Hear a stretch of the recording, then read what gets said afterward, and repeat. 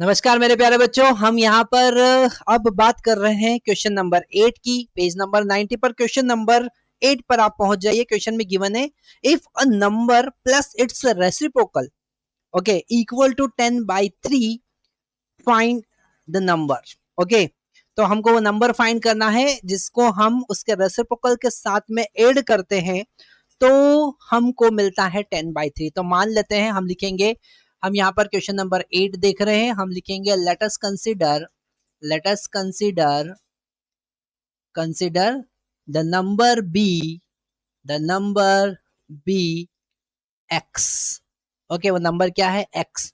तो अगर हम एक्स और उसका रेसिप्रोकल क्या होगा? 1/x। तो एक्स और एक्स 1/x को ऐड करते हैं तो हमको मिलता है 10/3।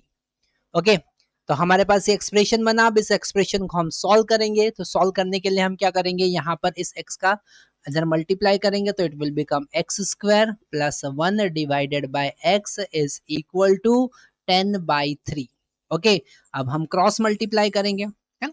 क्रॉस मल्टीप्लाई करेंगे तो ये हो जाएगा 3x स्क्वायर प्लस 3, क्योंकि इस 3 का हम यहाँ पर ऊपर न्यूमरेटर में मल्टीप्लाई करेंगे तो 3 into x square plus 1 is equal to 10 और इस x का इस 10 के साथ मल्टीप्लाई हो जाएगा, है ना?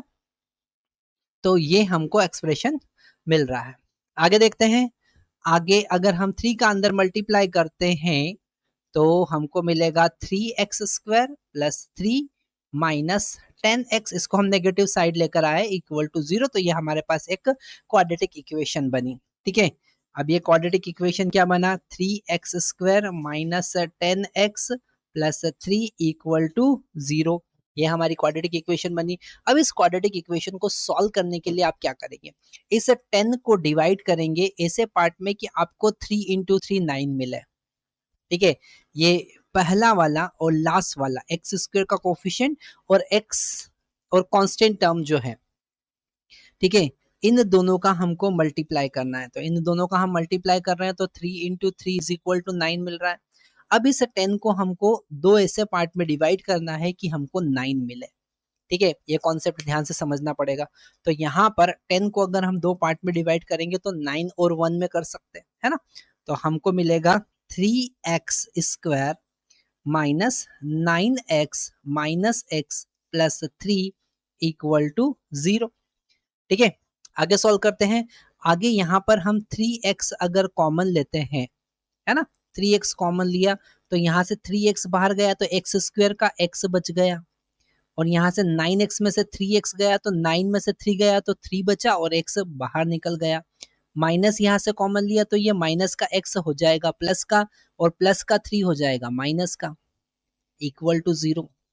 ठीक है, अच्छा यहाँ पर अगर इन दोनों टर्म में से हम x माइनस 3 कॉमन लेते हैं तो हमको मिलेगा x माइनस 3, और ब्रैकेट में क्या मिलेगा? ब्रैकेट में यहाँ पर मिला 3x और यहाँ पर -1, तो मिलेगा 3x माइनस 1 इक्वल टू 0। ठीक है, अब इस क्वाड्रेटिक एक्सप्रेशन में ये दो फैक्टर है, इन दोनों का प्रोडक्ट क्या है? 0। या तो ये 0 होगा या ये 0 होगा या दोनों 0 होंगे। तो हम लिखेंगे x माइनस 3 इक्वल टू 0 होगा, या फिर 3x माइनस 1 इक्वल टू 0 होगा। मतलब या तो x इक्वल टू 3 होगा या x इक्वल टू 1/3 होगा, दोनों सही है। ठीक है, अगर आपने x इक्वल टू 3 लिया है तो उसका रेसिप्रोकल 1/3 होगा, फिर ऐड करेंगे 10/3 मिल जाएगा। अगर आपने x इक्वल टू 1/3 लिया है तो उसका रेसिप्रोकल 3 होगा, फिर ऐड करेंगे तो आपको 10/3 मिल जाएगा। मतलब हमारा आंसर करेक्ट है। ठीक है, तो हमने यहाँ पर सीखा कि आप जो जनरल वर्ड प्रॉब्लम होती है, जो हम एक्सप्रेशन फाइंड करके सॉल्व करते हैं, वहां पर भी अलजेब्रिक आइडेंटिटी यूज होती है, कैसे फैक्टर करना है। और यहाँ पर एक नया कॉन्सेप्ट हमने आपको सिखाया कि अगर एक्स स्क्वायर का कोफिशिएंट और कांस्टेंट टर्म का मल्टीप्लाई करें तो वो एक्स के कोफिशिएंट के बराबर आना चाहिए, तो ही आप उसको फैक्टर में डिवाइड कर पाएंगे। तो एक नया कॉन्सेप्ट और हमको यहाँ पर मिलता है। तो नेक्स्ट हमारे पास क्वेश्चन नंबर 9 अब आएगा। क्वेश्चन नंबर 8 हम अब कंप्लीट कर चुके हैं, ये फटाफट लिख लीजिए। क्वेश्चन नंबर 9 में वो कह